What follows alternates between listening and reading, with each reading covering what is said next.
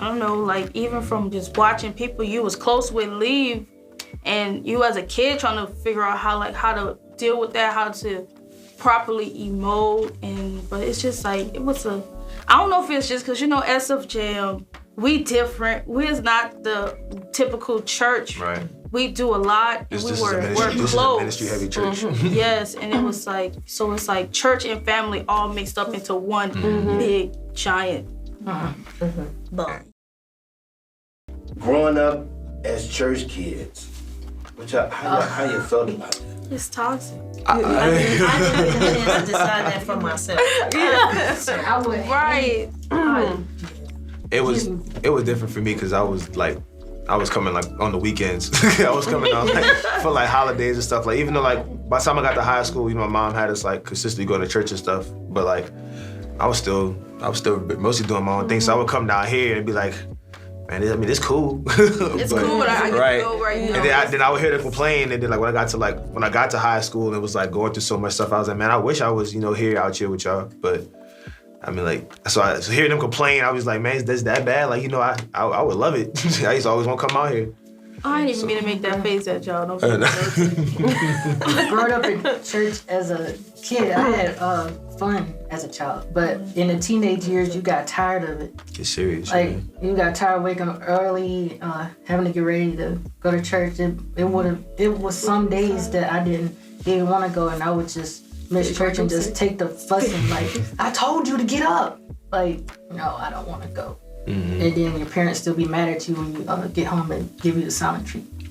Yeah, when they get home. Decision that we could have. It'd be like, right. it was like, I go to church like all my life. Like, can I miss like one day? Right. And then that one day becomes a habit. Like, it's a Sunday, Wednesday, like over. Nah, babe. It was, babe, I don't even remember when I was younger if I actually really missed church. I was at every time the doors was open. Practice after right, practice. because we was doing so much in ministry when we were younger, like Daughters of Royalty, like we singing children's ministry. It was a lot, like.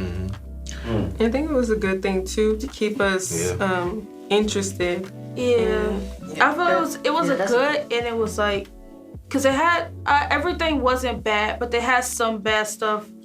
I don't know, like even from just watching people you was close with leave, and you as a kid trying to figure out how to deal with that, how to properly emote, but it's just like I don't know if it's just cause SFJM. We different. We is not the typical church. Right. We do a lot, and we're close. This is a ministry-heavy church. Yes, and it was like, so it's like church and family all mixed up into one big giant.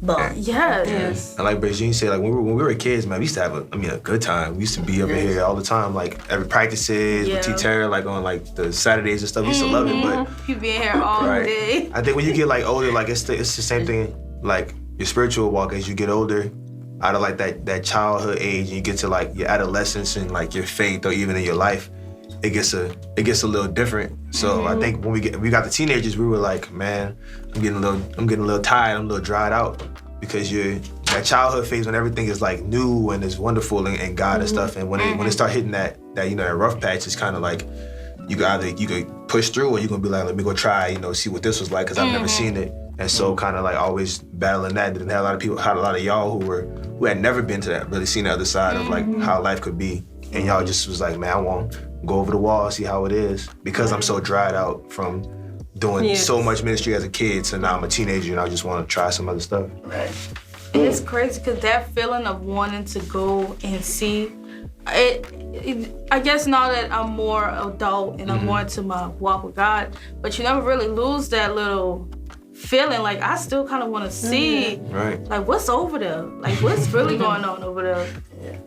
Since you're an adult, you like, oh, I can just drive and go here. Right. I don't have to be like, oh my, can I like ride with such and such? I can just go. I can just go. I don't have to tell you where I was, but that's right. How do y'all deal with condemnation? Honestly, me speaking. See, I will be fine.